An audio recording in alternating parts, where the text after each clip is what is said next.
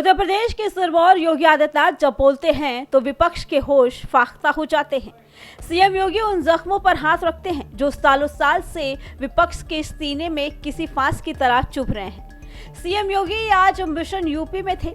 Mission UP के इस दौरे पर सीएम योगी ने शामली, बिजनौर और गाजियाबाद में लगभग 2,500 करोड़ की विकास परियोजनाओं का लोकार्पण और शिलान्यास किया। आज बिजनौर मजबूती के साथ आगे बढ़ रहा है और उन्हीं बातों को लेकर के आज मुझे बिजनौर में 1,000 करोड़ रुपए की मात्र 2 विधानसभाओं की बात कर रहा हूं। पिछले दिनों में बड़ा पूर्ण आया था और उस समय मैंने बुरहानपुर में सैकड़ों करोड़ की परियोजनाओं का लोकार्पण और शिलान्यास किया था और वहां पर मुझे लगभग 3,000 उन पाकिस्तान और बांग्लादेश से विस्थापितों को उनके जमीन के पट्टे उनको उपलब्ध करवाने का भी अवसर प्राप्त हुआ था, जो लोग लगभग 8 दशक से इंतजार कर रहे थे। 8 दशक से जिनके साथ न्याय नहीं हो पाया था। देश का विभाजन कांग्रेस के पाप के कारण हुआ, लेकिन खामियाजा इन सिख बंदों ने भुगता था। इन सिख बंदों ने भुगता था। पंजाब से आने वाले इन बंदों ने भुगता था। बांग्लादेश से आने वाले इन बंदों ने भुगता था। आज भी आप देखते होंगे बांग्लादेश में क्या पाप होता है। वहां पर दलित मारा जाता है, लोगों के मुंह बंद हो जाते हैं, कोई बोलता नहीं। उनके घर जलाए जाते हैं, कोई बोलता नहीं है। योगेंद्र नाथ मंडल के पाप के कारण ये हत्याएं हो रही हैं। बहनों और भाइयों, जब ये देश आजादी की लड़ाई लड़ रहा था, उस समय देश के अंदर 2 ऐसे महापुरुष थे जो उस समय दलितों की आवाज बनकर के देश की आजादी की लड़ाई में अपना योगदान देते थे। एक थे बाबा साहब डॉक्टर भीमराव अंबेडकर और दूसरा नाम था श्री योगेंद्र नाथ मंडल का। बाबा साहब भीमराव अंबेडकर सदैव भारत के अंदर भारत की आजादी के लिए ब्रिटिशर के खिलाफ लगातार मोर्चाबंदी किए थे, लगातार लड़ते रहे। योगेंद्र नाथ मंडल भी इस लड़ाई को मजबूती के साथ आगे बढ़ाते रहे। कांग्रेस ने बाबा साहब भीमराव अंबेडकर को हमेशा अपमानित करने का काम किया, लेकिन जब देश की आजादी नजदीक आई,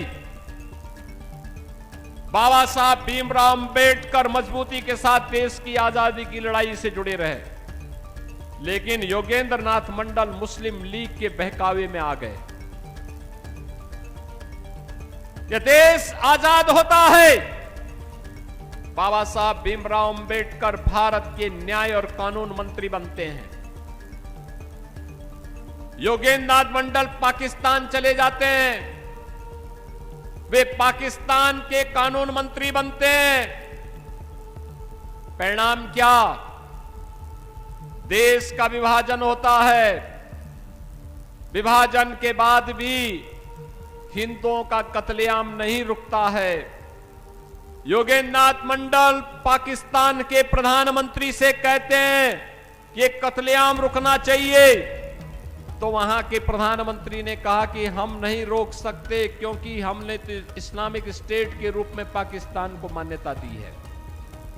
योगेंद्र नाथ मंडल को अपनी जान बचा करके भाग करके वापस हिंदुस्तान आना पड़ा था। 1950 से लेकर के अगले 15-17 वर्ष वह व्यक्ति गुमनाम जीवन जी करके हमेशा के लिए इतिहास में विलीन हो गया।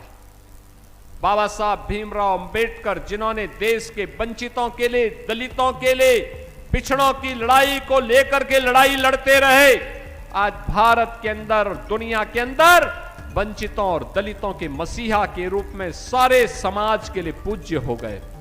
सरकार ने अंतर्राष्ट्रीय प्लेसमेंट सेल को सक्रिय कर दिया, जिससे युवाओं के लिए वैश्विक द्वार खुल सके। योगी आदित्यनाथ का ये मिशन होनहार ये संकेत देता है कि वे आने वाले चुनाव में युवाओं को एक ऐसे भविष्य का भरोसा दे रहे हैं जहां उत्तर प्रदेश का नाम दुनिया भर में कौशल के क्षेत्र में जाना जाए। सीएम योगी के बयानों पर चर्चा करें तो उन्होंने चुन चुनकर हर मंच से विपक्ष और अपराधियों को निशाने पर लिया। मुख्यमंत्री का रुख अपराधियों को लेकर पहले से कहीं अधिक सख्त है। आज मुझे लगता है जब शामली की खुशहाली को देखता हूं, कैराना के विकास को देखता हूं, थाना भवन के विकास को देखता हूं, लगता है कि हम लोगों के सार्वजनिक जीवन में आना सार्थक हुआ। आज लगता है सार्थक हुआ है। अब बेटी अपने घर में रह करके पढ़ रही है, स्कूल जा रही है, और शामली ने तो बहुत प्रगति की है। मैं पिछली बार आया था, मैंने यहां के स्कूलों का भी दौरा किया था। मैंने यूपी बोर्ड और सीबीएसई बोर्ड के रिजल्ट भी देखे। उसकी मेरिट सूची में जब शामली का नाम मैंने देखा, मैंने उन बच्चों को लखनऊ में बुलाया और मैंने कहा कहां परिवार के लोग कहां रहते हैं? कहा अपने घर से स्कूल जाते हैं। मैंने कहा डर नहीं लगती?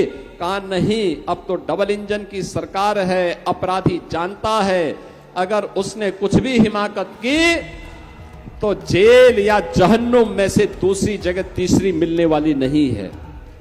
और इसीलिए आज शामली प्रगति कर रहा है। बहनों और भाइयों, इस प्रगति की राह को और तीव्र करने के लिए आज मुझे स्वयं फिर यहां आना पड़ा है।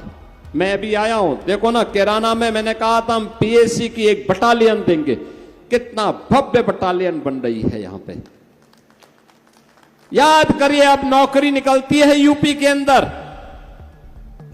अब नौकरी का वो सिंडिकेट जो कभी सेफई से चल करके शामली के नौजवानों के नौकरी के अधिकार को छीन लेता था, अब नहीं कर सकता है। अब नियुक्ति पत्र वितरित होते हैं तो शामली का नौजवान भी भर्ती होता है। शामली का नौजवान भी आज नौकरी पाता है। मुजफ्फरनगर का नौजवान नौकरी पाता है। आज कोई संकट नहीं है। मुख्यमंत्री का ये कड़ा संदेश प्रदेश की शांति से खिलवाड़ करने वाले किसी भी व्यक्ति को बख्शा नहीं जाएगा। योगी ने साफ कर दिया कि अपराधी या तो जेल की सलाखों के पीछे होंगे या फिर उनका ठिकाना जहन्नुम होगा।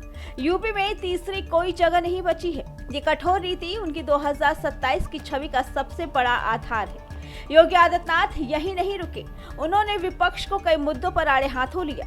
शामली के बाद बिजनौर पहुंचने पर सीएम योगी ने विपक्षी खेमे को खूब खरी खोटी सुनाई। बहनों और भाइयों, यही से मैं कहता हूं, जो लोग डेमोग्राफी बदल रहे थे, समाजवादी पार्टी और कांग्रेस के लोग, ये लोग जिन्ना के उपासक हैं। इसीलिए तो कांदला और कैराना से पलायन हो रहा था, और हम लोग अन्नदाता किसानों के उपासक हैं, जिन्होंने गन्ने का क्षेत्रफल बढ़ा करके आज चीनी मिलों के गन्ना मूल्य का भुगतान हमारे किसानों को हो सके। आज उसके माध्यम से कार्य ये डबल इंजन की एनडीए की सरकार ने करके दिखा दिया है, और उसी के लिए आज आपका समर्थन लेने के लिए मैं आया हूं। बहनों और भाइयों, विकास का कोई विकल्प नहीं हो सकता। ये जो जिन्ना के अनुयायी हैं, इन्हें जब भी मौका मिलेगा ये आपको बांटेंगे, जाति के नाम पर बांटेंगे, क्षेत्र के नाम पे बांटेंगे, विकास में लूट खसोट करेंगे, अराजकता फैलाएंगे, बेटी और व्यापारी की सुरक्षा में सेंध लगाने का कार्य करेंगे। मुझे याद है जब 2020-21 में जब मैं आया था यहां, पहले मैं 2017-18 में आया था, फिर 20-21 में मैं आया था। मैं कैराना में उस परिवार से भी मिला था जिस परिवार के एक सदस्य की हत्या 2015 में सरेआम कैराना के बाजार में कर दी गई थी। और आज जब मैं आता हूं, मुझे लगता है जो हम लोगों ने संकल्प लिया था अपराध और अपराधियों के प्रति जीरो टॉलरेंस की नीति के तहत कार्य करने का, और जो संकल्प लिया था कि माफिया और अपराधी के लिए जगह यूपी की धरती में या तो जेल में होगा या उसको जहन्नुम पहुंचा करके रहेंगे। मुख्यमंत्री ने कांग्रेस के विभाजन वाले पाप को याद दिलाते हुए सपा और कांग्रेस पर जमकर प्रहार किया। उन्होंने कहा कि विपक्ष हमेशा से तुष्टीकरण की राजनीति करता आया है, जबकि उनकी सरकार गन्ने की मिठास यानी प्रदेश की समृद्धि पर ध्यान दे रही है। ये सीधे तौर पर 2027 की लड़ाई को विकास बनाम विभाजन में बदलने की कोशिश है। मुख्यमंत्री योगी आदित्यनाथ 2027 के रण के लिए पूरी तरह से तैयार है। यूपी सरकार विकास परियोजनाओं की सौगातें जनता को लुभाने के लिए है, तो मिशन होनहार युवाओं के लिए एक विजन है। वहीं विपक्ष पर आक्रामक रुख ये बताता है कि आने वाला चुनाव किसी भी सूरत में आसान नहीं होगा। योगी आदित्यनाथ ने अपनी दहाड़ से साफ कर दिया कि सत्ता का रास्ता विकास के साथ साथ कड़े फैसलों से होकर गुजरता है। इस बारे में आपका क्या कहना है, कमेंट करके जरूर बताइए। Bureau report, prime TV.